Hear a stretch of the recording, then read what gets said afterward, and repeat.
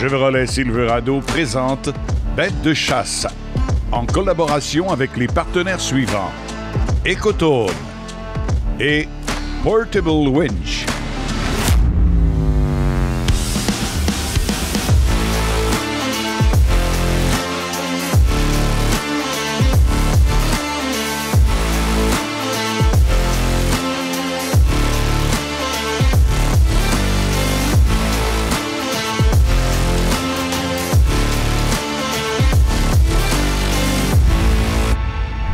Bienvenue à l'émission Bête de chasse. Content de vous retrouver pour vous présenter une émission riche en contenu intéressant.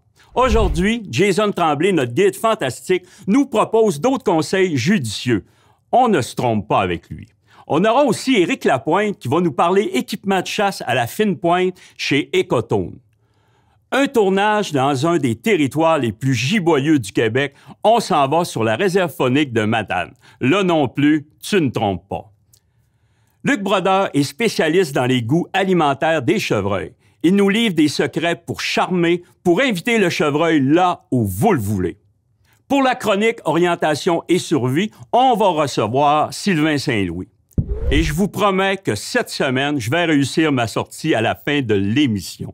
Bienvenue à Bête de chasse et bonne émission.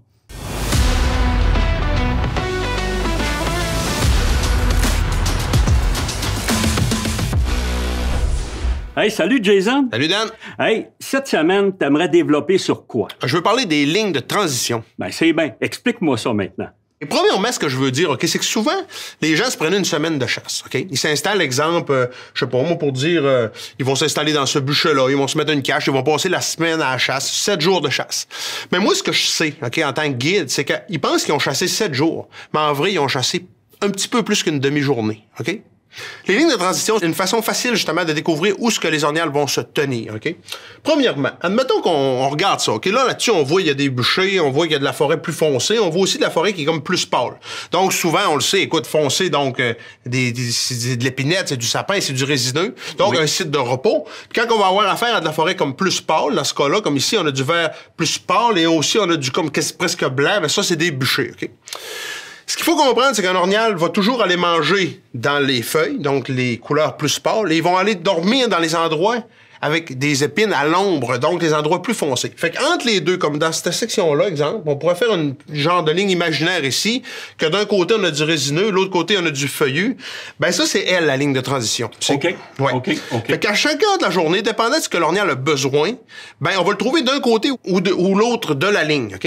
Exemple, on est le matin, OK? L'orgnal a faim, le matin, écoute, le jour vient de se lever, ils ont mangé toute la nuit, ils sont encore dans les sites nourriciers. Les sites nourriciers, on l'a dit, c'est les sites, justement, qu'on voit du vert plus pâle. Donc, on risque de rencontrer un orgnal à quelque part là-dedans. OK? Il va être à quelque part dans toute cette section-là. Où, on ne sait pas exactement. Il y a d'autres façons après de regarder ça. Mais si on chasse, mettons, passer 9 heures. À 9 heures, à un moment donné, écoute, là, ils ont mangé. Puis là, écoute, la journée avance, ils commencent à sentir le danger. Ils se font voir de loin parce que le jour est levé. Et ils vont aller dans un site de repos. Fait que passer 9 heures, quand je vais chasser, je vais toujours chasser à quelque part dans les sections, justement, foncées. OK? Dans les sites de repos. Après ça, la journée va avancer, les orgnales vont passer la journée là-dedans à l'abri. Le soir, ils vont retourner manger dans les sites nourriciers. Donc, pour les dernières heures le soir, je vais chasser tranquillement en me retournant vers les sites nourriciers. Hey, merci beaucoup pour ces judicieux conseils, Jason. Un plaisir.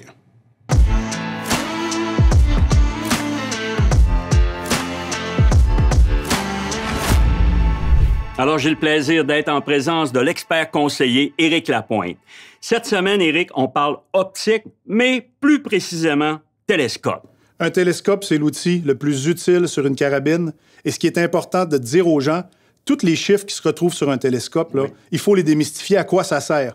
3, 9, 40, le télescope le plus vendu. Qu'est-ce que ça dit à monsieur, madame, tout le monde? Ça dit pas grand-chose, alors on va le démystifier. Si on prend le 3, 9, 40, on regarde ici, on a un Bushnell Elite. 3, 9, Dan, le facteur de grossissement. Alors, de 3 à 9 au niveau du grossissement, le facteur de rapprochement. Ensuite, 40, c'est l'ouverture pour l'entrée de la lumière. Oui. Et il y a aussi la grosseur du tube. Aussi? Oui, 1 pouce et quart ou 30 mm si vous aimez mieux. Alors, tout ça mis ensemble, au niveau de la qualité, va jouer sur le prix d'un télescope qui peut varier entre 200 et 5 000 $. Absolument. Donc, écoute, c'est plein de facteurs qui vont jouer sur le prix. Puis comme on dit, chaque télescope doit être adapté au type de chasse qu'on fait. Dans les magasins spécialisés, le privilège que vous avez quand vous venez nous voir, c'est on va vous dire, vous chassez comment? À l'affût, vous chassez en cache, vous allez tirer l'autre côté d'un étang, l'autre côté à 1000 pieds, et ça, à partir de là, bien, c'est là qu'on va venir jouer avec les chiffres. Un 3-12-56 va te permettre de grossir de 3 fois jusqu'à 12 fois. Exact. Et ça te rapproche de ton gibier, et ça va te permettre. On ne garantit pas le tireur, tu le sais, mais on va garantir au moins de prendre une bonne séquence de tir et d'avoir un tir qui est mortel. Si on regarde à partir de ces modèles-là, lorsqu'on arrive dans les modèles haut de gamme, on va avoir des tubes qui vont être vraiment avec l'étanchéité au niveau de l'azote. Et ça va garantir une stabilité pour l'antibuée et tous les facteurs au niveau de la qualité de l'entille et du polissage aussi. Et pour conclure, Éric, je sais on vient de parler de lunettes pour gros calibre, mais on en a aussi pour des petits calibres. Oui, mais écoute, habituellement, carabine 22, si on parlait de carabine à plomb, un télescope peut être 1 à 4, alors un facteur très près, 2 à 7 par 32, comme on peut voir ici. Oui. Et la plupart des télescopes, maintenant, je tiens à vous le dire, ont des garanties qui sont élargies. Alors, au niveau de la compétition, c'est rendu similaire. Les télescopes ont des garanties qui sont exceptionnelles. Alors, il reste à passer nous voir en magasin. Hey, merci beaucoup, Éric. Vraiment d'excellents conseils. Et de notre côté, on continue avec Bête de chasse. La chasse de la semaine, une présentation de Chevrolet Silverado.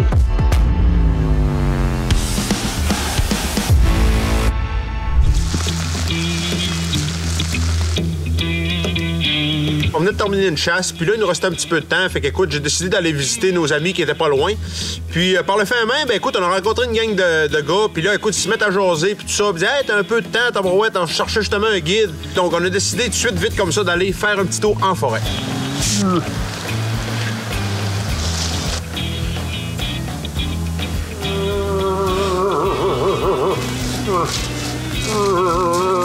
Jason disait ça va être bon ici, il y a bien de la trace, il y a des souilles, il y a du grattage.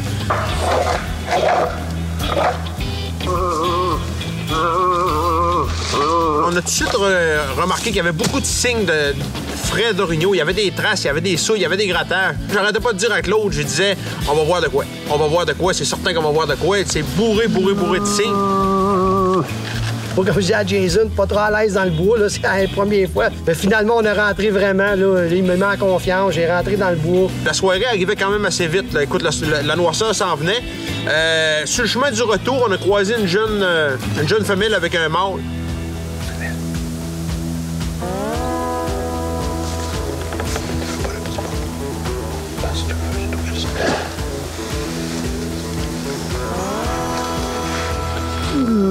Ouais, c'est bien, super bon, je veux dire. C'est bien, pas bon, je veux dire.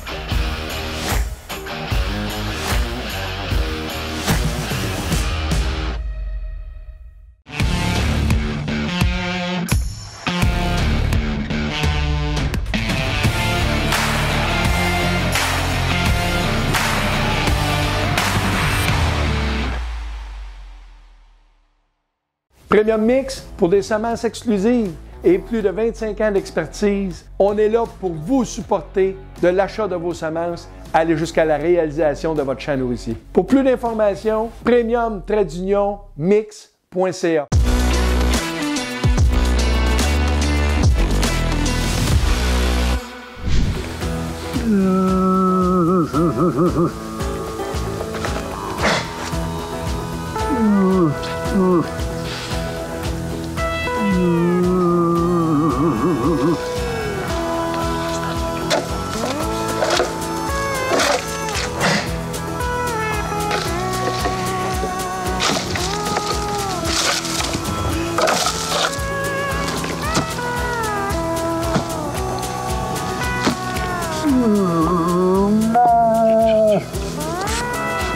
Là, je tripais bien raide. J'avais un boc à 100 pieds de moi sur un bord, l'autre, la femelle à 100 pieds de l'autre. Elle capoté, j'ai trippé bien raide.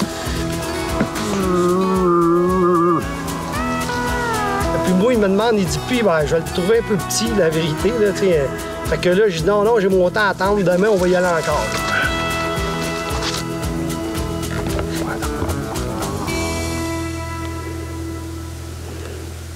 Plus ça allait, plus qu'on voyait plein de traces, puis on rentrait de plus en plus creux dans le bois.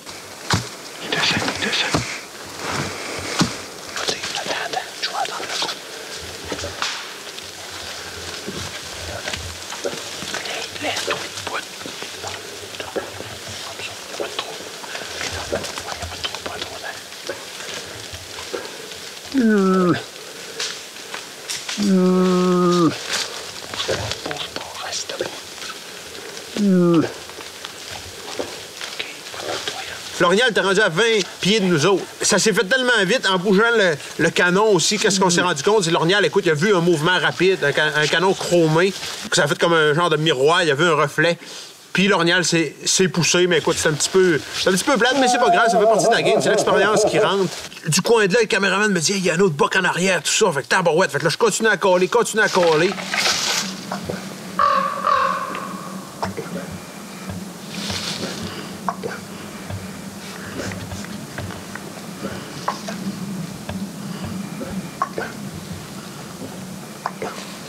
Reste là, puis bouge pas, puis gère les pas qui tirent dessus.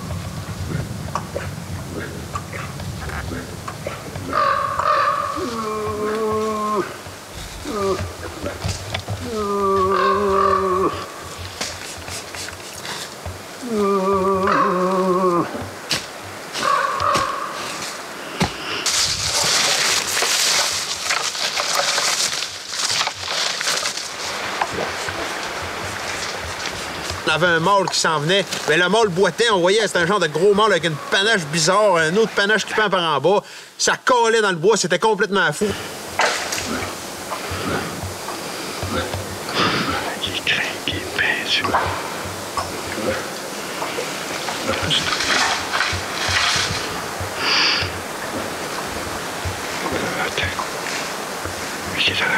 On les a approchés, on savait pas trop si on allait tirer. Fait qu'en tout cas, pour dire, on a laissé passer ça.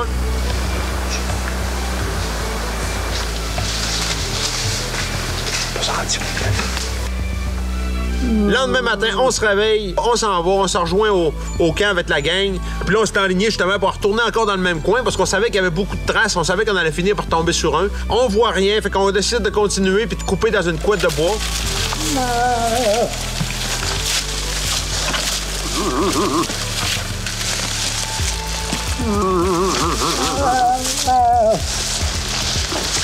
Puis à un moment donné, je vois une femelle. Fait que là, j'arrête là, je frotte un petit peu, je la laisse faire. Écoute, j'essaie de la rassurer. À un moment donné, je vois qu'elle commence à manger.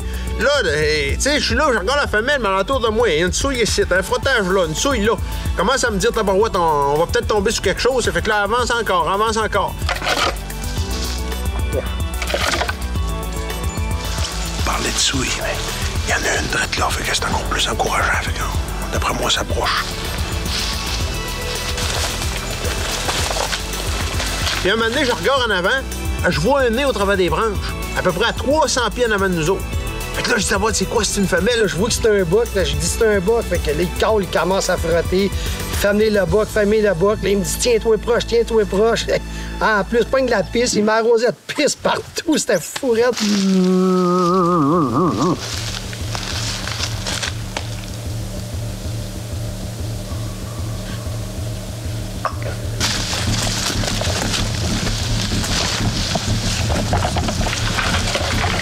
En masse partout.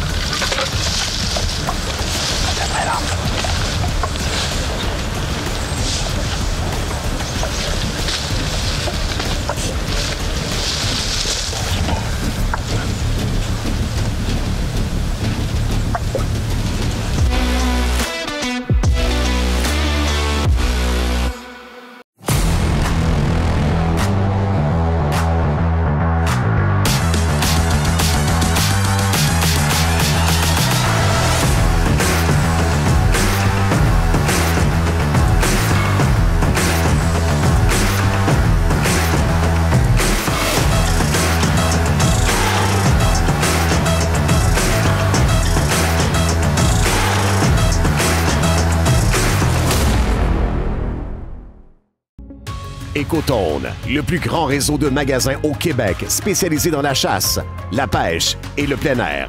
Visitez votre marchand Écotone près de chez vous. Écotone, une expertise locale au service de vos passions.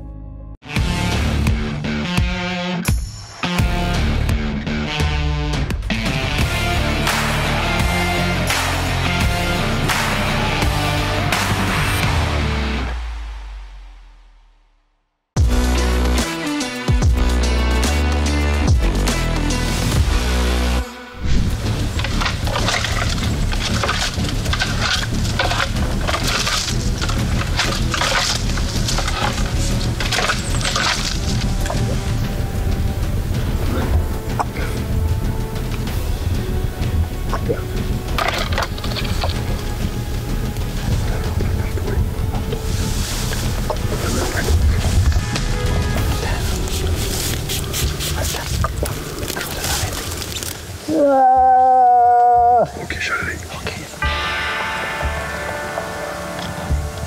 Attends. OK. Vas-y.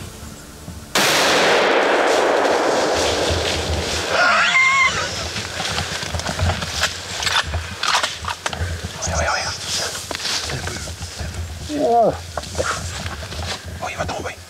Il va tomber. Vas-y. Vas-y. Il va tomber. Il va tomber.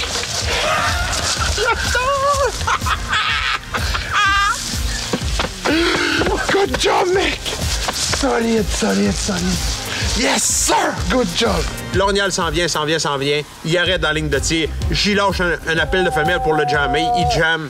Claude prend la carabine puis fait une shot superbe. Écoute, on voit l'ornial partir puis tomber juste en arrière, environ une centaine de pieds plus loin. Donc, c'était parfait. Vraiment une belle chasse. Le buck il a arrêté, puis là, il dit « Go! » Là, j'ai tiré, bang! Là, le buck, il a fait, comme il dit, à peu près 50-100 pieds, puis il a tombé là. Puis j'étais vraiment content. C'était une expérience tripante. J'ai trippé à l'os, puis n'importe quel temps, je referais ça demain matin. Puis je commence à avoir un petit peu moins peur à rentrer dans le bois. On va te laisser aller en avant. On va voir ton trophée. Va tranquille.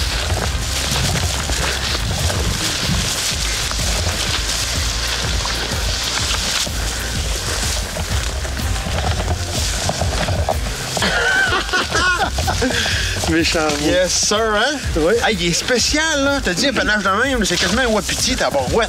Tiens, ton panache. Félicitations encore. Merci. Super de bonne shot.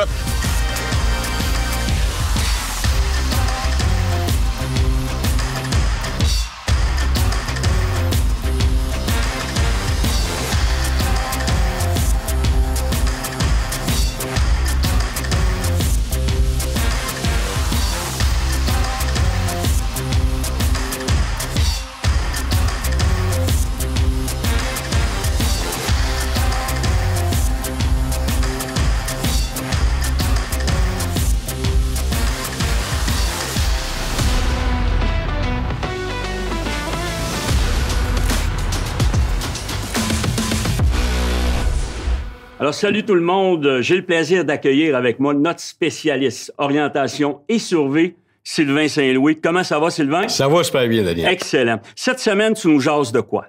De la pression atmosphérique d'un GPS. Parce qu'on peut transformer la page altimètre en page baromètre avec un GPS et avoir la pression atmosphérique à ta position. Oh, important. Mais pour justement avoir accès à ça, il y a certainement de la programmation. Ouais, il y a un petit peu de programmation à faire, mais c'est quand même assez simple à faire comme programmation. Il faut que tu mettes l'information nécessaire sur ta page dans ton GPS, puis ça va donner l'historique de la pression atmosphérique. Puis ça, Sylvain, dans ton outil de formation en ligne, c'est tout là-dedans. Tout est à l'intérieur. Absolument. Puis tu me disais, avec cette programmation-là, tu es presque capable de savoir la météo actuelle, où est-ce que tu te trouves? Là? Ça a vraiment là, un impact sur la chasse et la pêche, parce que ça, c'est la pression atmosphérique à ta position. Là, tu es à la chasse, par exemple, tu es dans ta cage, tu es à tes îles, je vois-tu bouger un peu, je reste-tu tranquille, tu regardes ton gibier, tu vois que la pluie s'en vient, reste tranquille, laisse le gibier faire l'erreur en premier, parce que le gibier, avant la pluie, il est en mouvement. Pareil pour la pêche, t'as le goût d'aller luncher, là, t'as un petit creux, tu regardes ton GPS, tu vois que la pluie s'en vient. Il reste dans l'embarcation, mets ton impair, prends un bout de sandwich, ça va snapper après la canne à pêche. Le GPS va te le dire. Et grâce à l'historique, tu vas être capable de dire à la vitesse à laquelle ça descend, avec la table, là, tu vas regarder et dire, OK, dans tant de temps, il va pleuvoir. Je te le dis, je suis à la demi-heure avec ça. Puis les gens qui veulent contacter Orientation Azimut pour en savoir plus, c'est toujours un plaisir. Donc, ils peuvent aller sur votre page Facebook et puis... Absolument. Donc, ils sont capables de vous contacter. Oui. Merci beaucoup.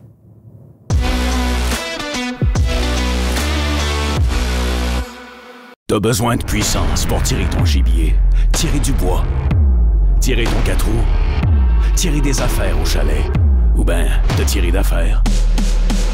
T'as juste besoin d'un treuil portable winch.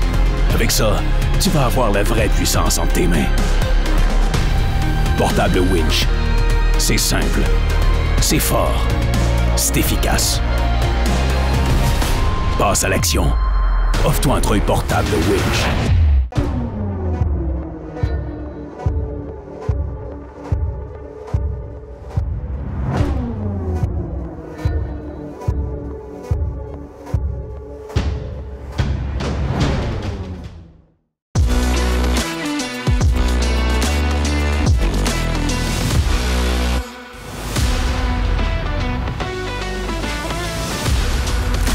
Alors, j'ai le plaisir d'accueillir en studio notre spécialiste des semences, Luc Brodeur.